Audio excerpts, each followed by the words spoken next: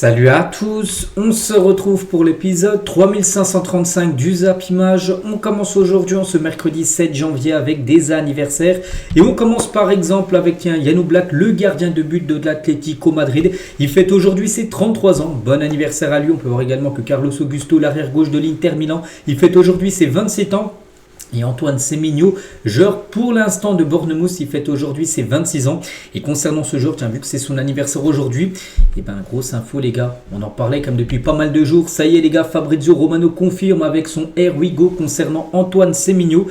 Il arrive à Manchester City et devrait signer demain jeudi. Donc la clause libératoire de 75 millions d'euros devrait être levée par Manchester City. A noter qu'il a une clause libératoire de 75 millions d'euros jusqu'au 10 janvier. Après, elle va augmenter. Donc c'est pour ça que City, là, c'est urgent bien sûr s'ils veulent faire venir le joueur pour cette somme-là. Après, ça sera plus cher. Donc ça doit se faire avant le 10, donc samedi. Donc voilà, normalement demain ça sera officiel. Concernant Antoine Semenyo qui devrait jouer aujourd'hui son dernier match avec son club de Bournemouth, on en reparlera un peu tout à l'heure. On continue, on va parler maintenant de ce qui s'est passé hier. Niveau résultat, tiens rapidement, il y avait un match du côté de l'Italie, Sassuolo contre la Juve. La Juve s'est imposée 3-0, donc félicitations à eux. A noter, Jonathan David a été buteur, les gars, il n'avait plus marqué depuis le 24 août dernier. Il a été buteur et passeur D. Peut-être son premier match référence depuis son arrivée l'été dernier. Donc félicitations bien sûr à lui, Luc a loupé un penalty, on se souvient lors du week-end dernier, il y a eu un partout. Il a été de nouveau beaucoup critiqué, mais ça va lui faire beaucoup de bien. Bien sûr, ce but. Donc, j'ai dit qu'il y a un match. En fait, il y en avait deux autres. Donc, la Juve s'est imposée 3-0. L'AS Roma s'est imposée 2-0 du côté de Lecce. Et victoire de Como 3-0 à Pise. Que des victoires à l'extérieur, en plus des grosses victoires. 3-0. Enfin, deux fois 3-0, une fois 2-0. Donc, au programme aujourd'hui, par exemple, Naples et Las Vérone. À 18h30, il y aura un Bologne contre l'Atalanta Bergame. L'Inter se déplace à Parme. La Lazio contre la Fiorentina. Et Torino contre Udinese. Et demain, jeudi, il restera deux matchs pour clôturer cette 19e journée. Du côté du championnat italien, je ne monte pas le classement parce que voilà, ça a encore beaucoup bougé vu qu'il y a encore beaucoup de matchs à jouer. Du côté de la Première Ligue, également, il y avait une rencontre hier. C'est entre West Ham et Nottingham Forest. Et c'est Nottingham Forest qui s'est imposé demain. Du côté de West Ham, c'est compliqué. Enfin, il y a quelques jours, ils ont perdu 3-0 face à Wolverhampton qui n'a toujours pas gagné cette saison. Et en plus, je vous l'avais dit hier, j'avais dit que Nuno Espirito Santo, ses jours sont comptés en cas de mauvais résultat contre Nottingham. Il sera viré et là il a perdu. Donc je pense qu'aujourd'hui, peut-être demain les gars, il sera licencié. Un nouveau coach devrait débarquer du côté de West Ham. Donc n'oubliez pas qu'il a déjà remplacé un autre coach qui a été viré en début de saison. Donc voilà, West Ham, la situation est très critique. Donc le programme aujourd'hui, ce mercredi 7 janvier, beaucoup de matchs du côté de l'Appel. Je ne vais pas citer tous les matchs, mais par exemple en grosse équipe, City reçoit Brighton, Aston Villa se déplace à Palace, ou Chelsea va à Fulham, ou Manchester se déplace à Burnley. Donc demain, gros match Arsenal contre Liverpool. Donc voilà, concernant bien sûr cette journée en Première Ligue, et tiens, concernant Bournemouth contre Tottenham 20h30. Et pour revenir un peu sur le joueur qui fête son anniversaire aujourd'hui, Antoine Semenyo, et Andoni Iraola, donc le coach de Bournemouth, est revenu sur la possibilité que Semenyo dispute son dernier match avec le club. Il a dit: je peux vous donner mon avis d'après mon expérience, mais rien n'est signé avec Antoine Semenyo. Donc pour moi, il est notre joueur et j'espère qu'il continuera à Bournemouth. Mais d'après ce que je comprends aussi, ayant déjà été dans d'autres marchés dans ce club et dans d'autres, il est possible que ce soit son dernier match. Parce que voilà, normalement demain, soir il va jouer et demain normalement il sera transféré du côté de City. Il ne faudrait pas qu'il se blesse. Imaginez, il se blesse les gars, City pourrait faire jeu, plus vouloir le joueur. Donc voilà, ce soir ça devrait être sa dernière pour Antoine Semenyo. On continue avec d'autres résultats. De la soirée hier, en Turquie, il y avait de la Super Coupe de Turquie, deuxième demi-finale entre le Fenerbahçe et c'était je crois Samsun Spor. Et le Fenerbahçe s'est imposé 2-0 avec un but par exemple de Aktürkoğlu et de John Duran. Donc du coup le Fenerbahçe affrontera donc samedi, ça sera le Galatasaray qui se sont imposés 4-1 la veille. Donc voilà, Galatasaray Fenerbahçe en finale de Super Coupe de Turquie. Il y avait également le Bayern Munich, les gars, qui a joué un match amical parce que en Allemagne par exemple, ça n'a toujours pas repris. Donc soit le championnat, la coupe, eux c'est des longues vacances, on va dire d'hiver, une semaine de plus, ils reprennent ce week-end, mais ils ont joué un match amical hier soir contre le Red Bull Salzbourg, une équipe autrichienne, et le Bayern s'est imposé 5-0 alors de ce premier match. Mais bon, c'était un match amical pour cette reprise. Direction maintenant la CAN, bien sûr le Maroc, pour parler de la Coupe d'Afrique des Nations. On va parler des 2 derniers huitièmes de finale qui ont été joués hier. Tout d'abord la Côte d'Ivoire contre le Burkina Faso. Et la Côte d'Ivoire, les gars, fait le taf. Magnifique victoire 3-0 des Ivoiriens. Donc Diallo, Diomandé et Touré ont été les 3 buteurs. Côté ivoirien, à noter qu'Amad Diallo a été buteur, le premier buteur du match. Et 3e but comme dans la compétition pour le jeune attaquant de Manchester United. Donc félicitations à lui. Donc voilà, Diallo devient le premier joueur ivoirien qui a marqué 3 buts sur une même CAN depuis Didier Drogba en 2012. Voilà, pour montrer l'exploit quand même de Amad Diallo. Donc 3 buts, on peut même rajouter aussi une passe D sur ces 3 titularisations lors de cette CAN 2025. A noter que le jeune aussi Yann Diomandé a été buteur. Ce joueur qui est courtisé par beaucoup de clubs comme le PSG, qui suit le joueur, les gars. Et premier but pour lui lors de cette Coupe d'Afrique des Nations. Et du coup, cette sélection se qualifie bien sûr pour le tour suivant. Et l'autre match, les gars, c'est un peu plus tôt. C'est entre l'Algérie et la RDC. Donc un match qui a été long à se dessiner, enfin par rapport au vainqueur. Mais c'est l'Algérie qui s'est imposée grâce à Boulbina. Magnifique but. J'ai pas vu le match entier, mais j'ai regardé les prolongations. Et voilà, il a marqué un sublime but. Grosse frappe, les gars. Ça touche la barre par transversale, rentrante. Magnifique but, bien sûr, du joueur Boulbina à la 119e minute du match. En plus, c'était 1 minute avant la séance des tirs au but. Et du coup, l'Algérie, bien sûr, avec ce but, se qualifie également pour la suite du tournoi. Et du coup, Adil Boulbina, même s'il n'a pas commencé titulaire avec ce but, ce seul but du match, donc c'est lui l'homme du match, félicitations à lui. Et concernant ce joueur, peut-être il y en a plein qui ne le connaissent pas, ce Adil Boulbina, donc qui est né en 2003, donc lui tout allait très vite ces derniers mois. Donc en juin 2025, donc là il y a à peu près 8 mois, il termine meilleur buteur de la D1 algérienne avec le Paradou où il a marqué 20 buts, pas mal, donc du coup il est transféré un mois après à Al Douaï. On pense niveau salaire, bien sûr, il a dû toucher le jackpot. Donc, il fait une belle première partie de saison à Douai. Et du coup, décembre 2025, première convocation avec l'Algérie pour la CAN. Il envoie son pays en quart de finale, bien sûr, pour sa 2e sélection. Donc, voilà, parfait, bien sûr, les débuts de Boulbina. Et concernant cette sélection algérienne, c'est vrai que peut-être on ne les attendait pas aussi fort. C'est vrai qu'ils sont quand même impressionnants. L'Algérie, les gars, l'Algérie a remporté la CAN à chaque fois qu'elle a gagné ses 4 premiers matchs. 3 matchs de poule ont été gagnés. Le 8e a été gagné. Donc les 2 fois précédents, ils ont gagné la CAN à la fin. Donc en 90, ils ont gagné la CAN. 2019, ils ont gagné la CAN comme ça. Et à noter que les Fennecs avaient battu le Nigeria lors des 2 éditions avant d'être champions. En 90 et 2019, ils avaient éliminé le Nigeria. Ils les avaient battus, peu importe c'était un match de poule, en match élimination directe. Et là, n'oubliez pas que leur prochain adversaire, c'est le Nigeria, également en 4 matchs, 4 victoires. C'est un gros match, bien sûr. Donc, voilà, tout s'écrit peut-être pour l'Algérie, pour les chercher, pourquoi pas, une 3e Coupe d'Afrique des Nations de leur histoire. Concernant Riyad Mahrez, après la victoire face à la RDC, donc sur l'ensemble du match, si ça doit basculer d'un côté, c'est d'une autre, parce qu'il y avait 0-0. Et 0-0, ça peut basculer dans n'importe quel côté. Mais pour lui, il a dit que c'est lui qui a eu les plus grosses occasions. Côté algérien, il a dit c'était une bonne équipe du Congo. Ils jouaient bien ensemble, ils laissaient peu d'espace, mais on a été solide. On n'a pas concédé beaucoup d'occasions. On sait qu'on aura toujours quelqu'un qui pourra faire la différence. Hier, ça a été le jeune, bien sûr, à Boulbina. Le point négatif, c'est comme la blessure d'Ismaël Benasser, qui a plutôt fait une bonne première mi-temps. Je n'ai pas vu le match, comme j'ai dit, mais j'ai pu voir des appréciations, des commentaires sur lui. En gros, ils ont dit qu'il a fait vraiment une belle première mi-temps. Donc, il a été remplacé par Imad Abdelli, le joueur d'Angers qui pourrait peut-être aller à Marseille, soit à Lyon. On verra. Mais voilà, coup dur, bien sûr, pour Benasser. On ne sait pas s'il sera dispo ou non pour le quart de finale. Le gamin, donc Mohamed Amoura, donc à Troll, le supporter congolais immobile, rendant hommage à Patrice Lumumba à tous les matchs du Congo. Vous savez, je pense que vous l'avez tous vu, ce supporter qui ne bouge pas. Hier, pendant plus de 120 minutes, il n'a pas bougé. C'est quand même exceptionnel, mettre la main en l'air, c'est quand même incroyable. Et il l'a trollé comme le joueur Moura. Donc, il l'a fait un peu comme ça à la fin du match, bien sûr, pour le dire. C'était pour le troll tout simplement. Donc voilà. A noter aussi qu'on a pu voir Zidane dans les tribunes. Il est parti voir son fils, Lucas Zidane. Pas mal Lucas Zidane. Les gars, c'est 3 matchs. Parce qu'il y a un match, il n'avait pas gaulé, le 3e match de poule où l'Algérie était déjà qualifiée. 3 matchs. 0 but encaissé pour Lucas Zidane, le fils de Zidane. Pour l'instant, c'est du perfect dans les cages de l'Algérie. Du coup, tous les 8e de finale ont été disputés. Et du coup, tiens, on va juste regarder le point sur le classement des meilleurs buteurs après tous les 8e de finale disputés. Donc, Brahim Diaz, seul en tête avec 4 buts. En plus, 4 matchs, 4 buts, 1 but sur chaque match.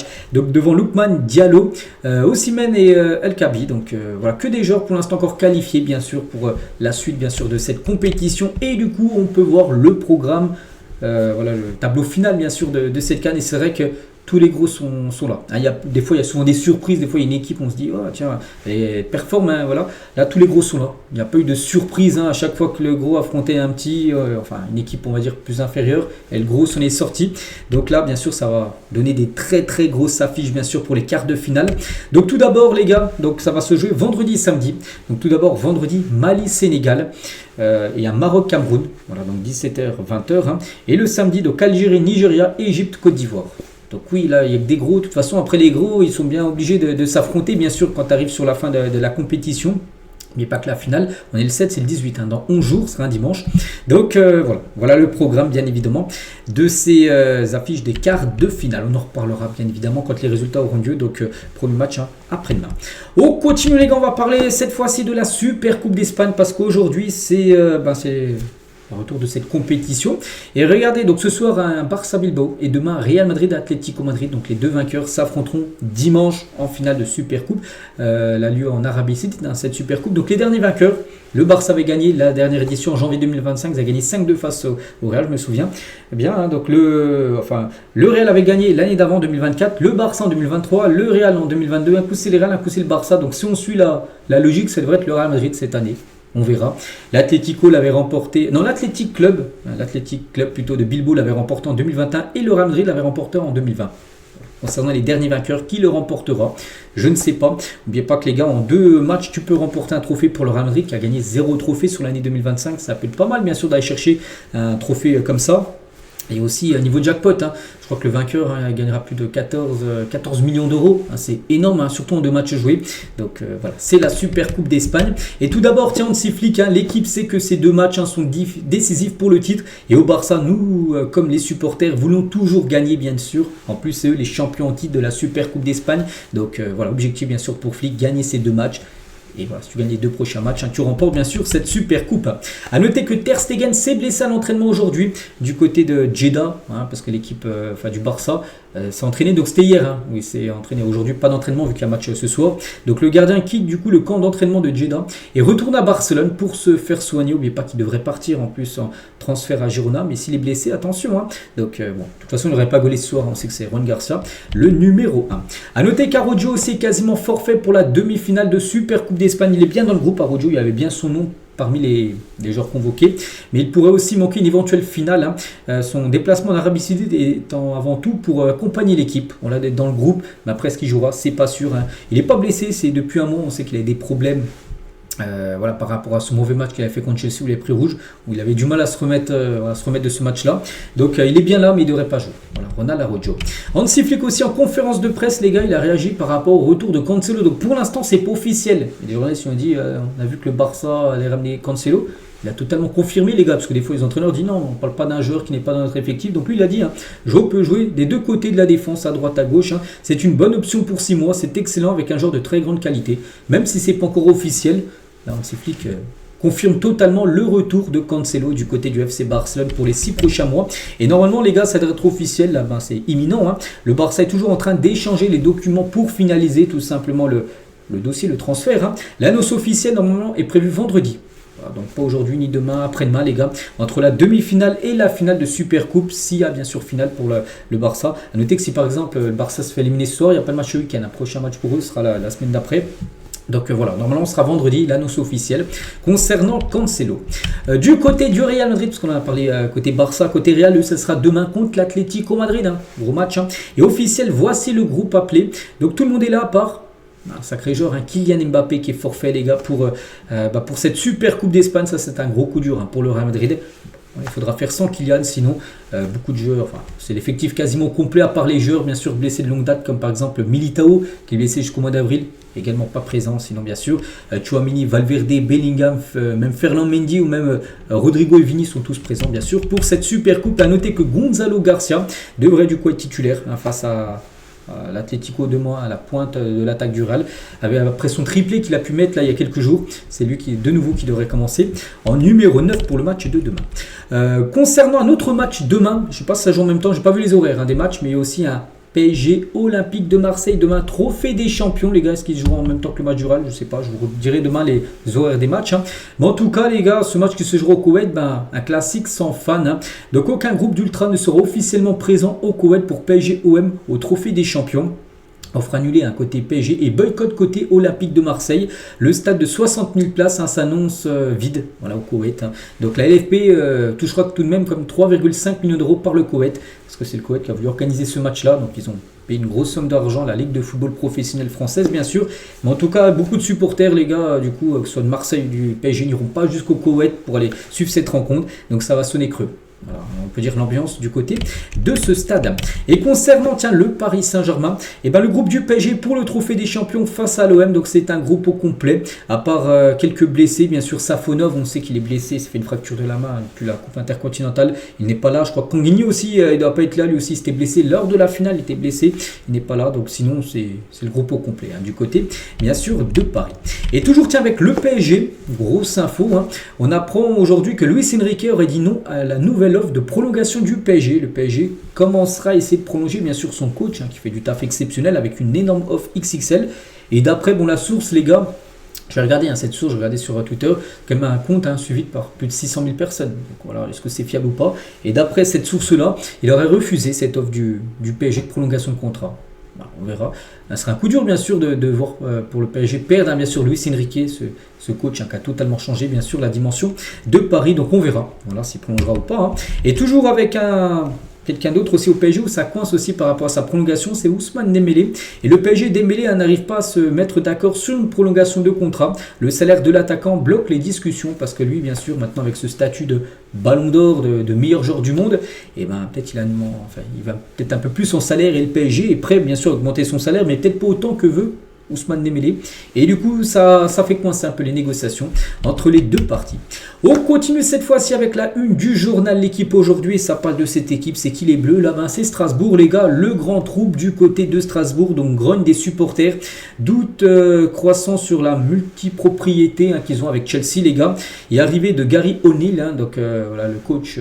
ce coach devrait débarquer sur le banc, bien sûr, de Strasbourg.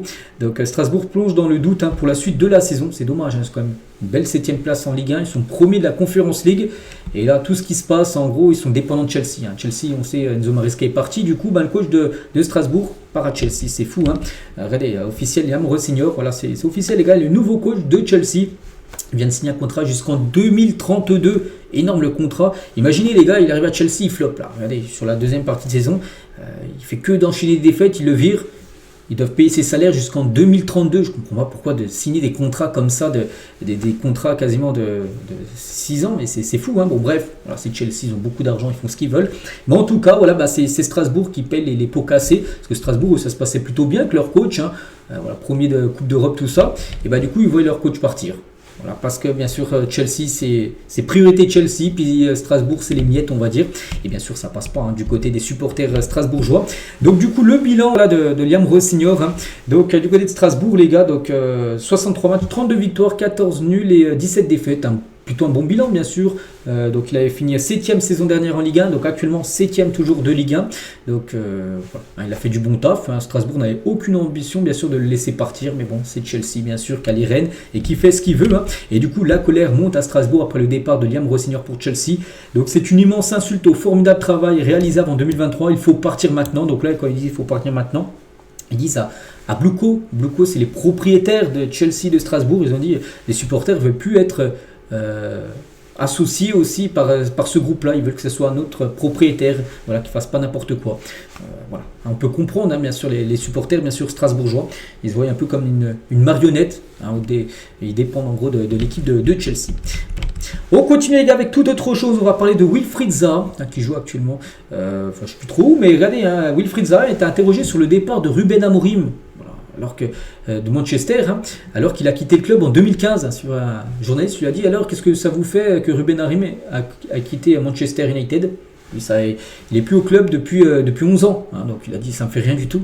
Voilà, parce qu'il n'est plus du tout à Manchester. La question surréaliste, bien sûr, de ce journaliste. Et en parlant de Amorim, parce que c'était pour se mettre dans le chemin, bien sûr, de l'ancien coach de Manchester, et Amorim, lui, qui a été licencié, va toucher quand même le jackpot, parce qu'il avait un long contrat, bien sûr. Suite à son départ de Manchester, les Red Devils vont devoir verser plus de 11,5 millions d'euros. C'est énorme pour lui et son staff avant juin 2027. Parce qu'il avait un long contrat et du coup ils doivent payer tous ces mois de salaire, bien sûr, tous ces derniers mois de salaire de contrat vu qu'ils l'ont licencié. Et il doit récupérer cet argent-là, donc plus de 11 millions d'euros. Voilà, donc c'est pour ça pour Liam Rossignol qui a un contrat jusqu'en 2032, si ça se passe mal, il le vire. Ça sera du 20 millions d'euros qui vont peut-être devoir lui verser en salaire. C'est fou. Bon, après, peut-être qu'il touche moins que Ruben Amorim, donc peut-être ça aurait fait moins. Mais bon, devront lui débourser également une grosse somme. Et toujours, tiens, avec Amorim, donc la majorité comme du vestiaire de Manchester United soutenait quand même Ruben Amorim. La plupart des joueurs sont mécontents de son limogeage, parce que beaucoup de joueurs... il y en a qui ça se passait pas super bien, mais il y en a qui étaient plutôt contents de son coaching. Et voilà, ils sont déçus, bien sûr, que de nouveau un coach... va arriver un nouveau coach du côté des Red Devils. Et qui pourrait être ce nouveau coach? Ole Gunnar Solskjaer, ancien coach de Manchester United, est le principal candidat pour assurer l'intérim. L'intérim, bien sûr, ne serait pas sur le long terme. Des discussions avec le club ont lieu aujourd'hui. C'est vrai que Solskjaer, les gars, il avait déjà entraîné cette équipe de Manchester à l'époque aussi par intérim, je crois. Regardez, il avait fait 19 matchs. 19 matchs, bon, c'est déjà pas mal, mais 14 victoires, le bilan était quand même très bon. 2 matchs nuls et 3 défaites. Voilà, 40 buts marqués pour 17 buts concédés. Et voilà, 14 victoires en 19 matchs. Il a déjà pris l'intérim il y a quelques temps. Il devrait de nouveau revenir prendre l'intérim de cette équipe parce que ça avait très bien marché à l'époque. Et voilà, il pourrait de nouveau lui proposer ce poste, peut-être jusqu'à la fin de saison. Puis l'été prochain, ils essaieront de chercher un entraîneur sur le long terme, en gros, cette équipe de Manchester United. Et concernant peut-être l'entraîneur sur le long terme, ça pourrait être Oliver Glasner, le coach de Crystal Palace qui est en fin de contrat en fin de saison. Il a dit lui, je suis l'entraîneur de Crystal Palace et ça n'a aucun sens que vous me posiez d'autres questions à ce sujet, parce que bien sûr les journalistes lui ont posé des questions, est-ce que vous allez devenir l'entraîneur de Manchester United? Donc lui il a dit, moi je suis coach de Palace, arrêtez de me poser des questions avec Manchester United. Voilà ce qu'il a pu dire Oliver Glasner. Concernant Pep Guardiola, avant le match de City ce soir, donc il est en conférence de presse hier, et bien sûr il y a eu des questions des journalistes, vous avez vu Ruben Amorim, le coach de l'autre Manchester, s'est fait virer. Qu'est-ce que vous en pensez? Il a dit Ruben Amorim est un excellent entraîneur, la décision a été prise par nos voisins de Manchester United, je lui souhaite donc le meilleur pour l'avenir. Voilà ce qu'il a pu répondre Pep Guardiola. Toujours avec Guardiola aussi, il a été questionné sur le mercato hivernal de City, il a dit peut-être que nous ferons quelque chose, bien sûr une des recrues, on verra. Mais c'est complètement différent de la saison dernière. Nous n'allons pas recruter 4 ou 5 joueurs comme cela s'est produit la saison dernière. C'est que l'été, en janvier dernier plutôt, ils avaient recruté pas mal de joueurs. Il y a eu, je crois, Marmousse qui est arrivé, Kusanov, il y a eu pas mal de joueurs, je ne sais plus les autres joueurs, mais ouais, il annonce qu'il y a eu 4-5 joueurs qui est arrivé en janvier 2025. Donc là, il dit il y aura peut-être des transferts, mais peut-être pas autant. Bon, déjà, Semenyo va arriver. Et peut-être un autre aussi pourrait débarquer, les gars, peut-être Marc Guy. Manchester a débuté aussi les négociations avec Palace pour Marc Guy. Les Citizens veulent devancer Liverpool et le Bayern intéressés par une arrivée libre en juin prochain. Donc City aimerait l'avoir dès maintenant. Et surtout, City a besoin d'un défenseur. Pourquoi? Parce qu'officiel, Ruben Dias est forfait pour 4 à 6 semaines, quasiment 2 mois. Enfin, on va dire 1 mois et demi de forfait pour Ruben Dias.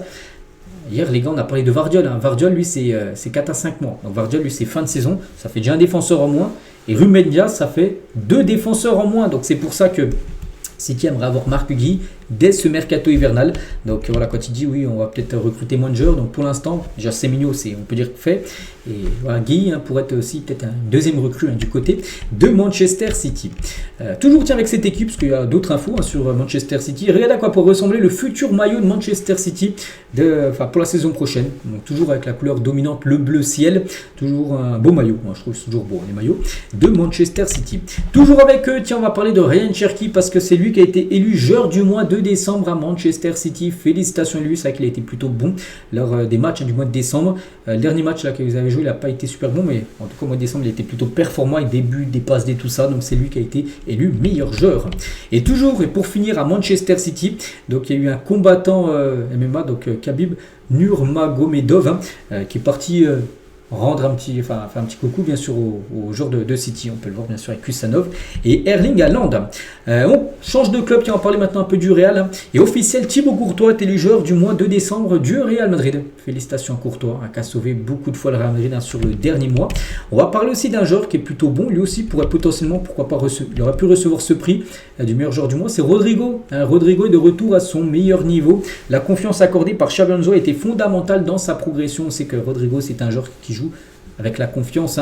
Si tu lui donnes un peu de temps de jeu, s'il marque, il va te faire des bons matchs pour la suite. Et après, des fois, de rendre dans des spirales, il a un peu du mal, il ne marque plus, puis après, c'est fini. Pendant 4-5 matchs, les gars, il est fantomatique. Bon, là, c'est une bonne période pour Rodrigo. Donc, Rodrigo est impliqué comme dans 5 buts sur ses 5 derniers matchs. 2 buts et 3 passes D.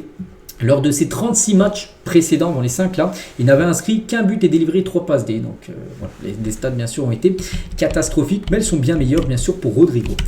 Toujours tiens avec le Real, un ex-joueur du Real Madrid, c'est Hendrick qui est parti à Lyon. Et à noter les gars que ce prêt, le coût du prêt d'Hendrick à Lyon s'élève à 1 million d'euros, mais pourrait finalement ne rien coûter du tout à Lyon. Ce serait quand même incroyable, Lyon aurait peut-être juste à payer son salaire en gros. En effet, toutes les 5 titularisations, 5 fois les titulaires, ok, et Lyon économisera 200 000 euros à payer au Real Madrid. Donc en gros, si tu le fais jamais commencer titulaire, tu dois tu dois donner 1 million. 1 million au Real.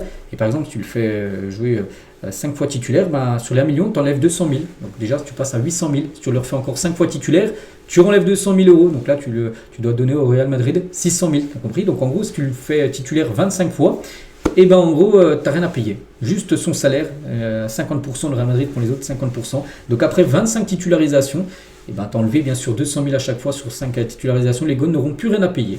Donc en gros, ils auront le joueur gratuitement. Enfin, ils devront quand même payer son salaire, mais ils n'auront pas à payer de... ce ne sera pas un prêt payant en gros. Donc voilà, concernant Hendrick, il pourrait faire ses grands débuts dès ce week-end là qui arrive, vu que c'est de la Coupe de France ce week-end. Et Hendrick va nous aider aussi sur le plan de l'image, donc affirme Michael Gerlinger, directeur général de Lyon. La vidéo de son arrivée sur Instagram a généré plus de 20 millions de vues, c'est énorme. Un record pour nous, c'est clair que son niveau de notoriété est tellement élevé. Parce que voilà, il est brésilien, il est numéro 9, il joue au Real Madrid. Et bien sûr, c'est un joueur très suivi sur Instagram. Il est suivi par beaucoup de personnes du coup, qui vont regarder les matchs de Lyon parce qu'ils veulent voir, ils sont fans d'Hendrick. Et du coup, bien sûr, pour Lyon aussi, ça va. La notoriété de Lyon, bien sûr, va s'agrandir, bien sûr, avec l'arrivée pour 6 mois d'Hendrick.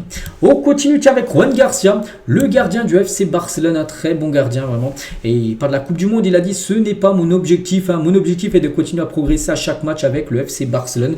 Mais il faut toujours aimer l'équipe nationale. Si ça arrive, j'en serai très fier parce qu'on sait que du côté de l'Espagne, il y a beaucoup de très grands gardiens. Ils sont moins 6 pour 3 places à peu près.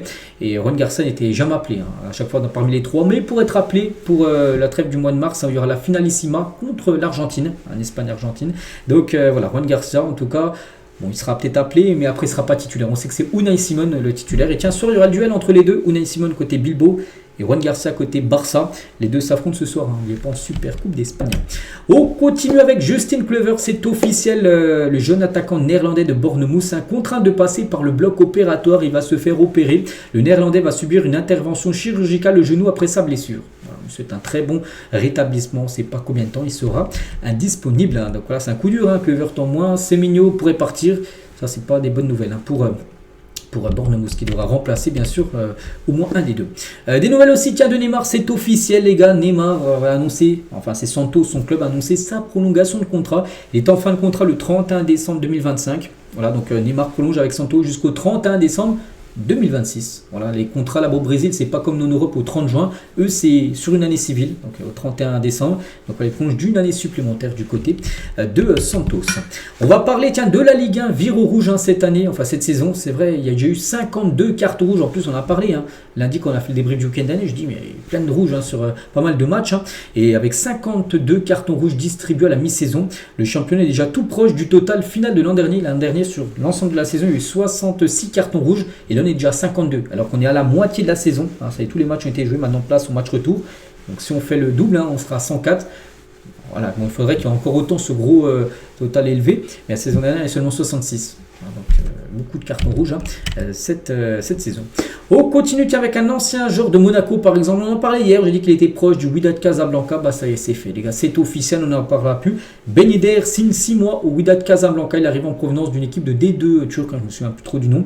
Bon bref, voilà, c'est officiel, on lui souhaite bonne chance.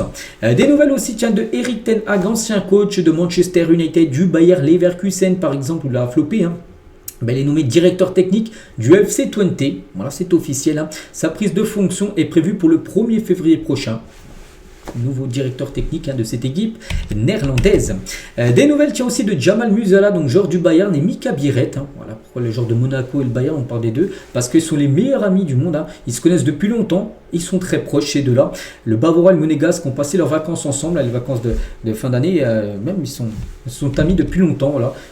Biret, l'attaquant monégasque, et Musiala bien sûr, qui est de retour bientôt sur le terrain. Regardez, ils se connaissent depuis longtemps. Regardez une photo d'eux. À l'époque, ils se connaissent tout jeune et continue bien sûr à se fréquenter maintenant en famille. On continue aussi et on finit je pense avec ça. On sait à quoi devrait ressembler le maillot extérieur des Bleus à la Coupe du Monde. Je crois que je l'ai un peu parlé, je crois ces derniers jours, et ça y est les gars, c'est quasiment sûr.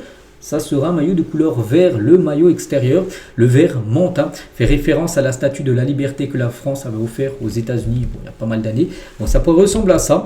Donc voilà. Après, est-ce qu'il sera vert comme ça? Là, on peut voir que c'est un peu un vert blanc, un vert clair, ou un vert un peu plus foncé. Bon, peut-être pas un vert comme le maillot de l'Algérie par exemple. Mais voilà, ça pourrait être cette teinte-là, le futur maillot extérieur de l'équipe de France. On finit avec ça aujourd'hui, donc voilà ce qu'il y avait à dire. J'espère que ça vous a plu.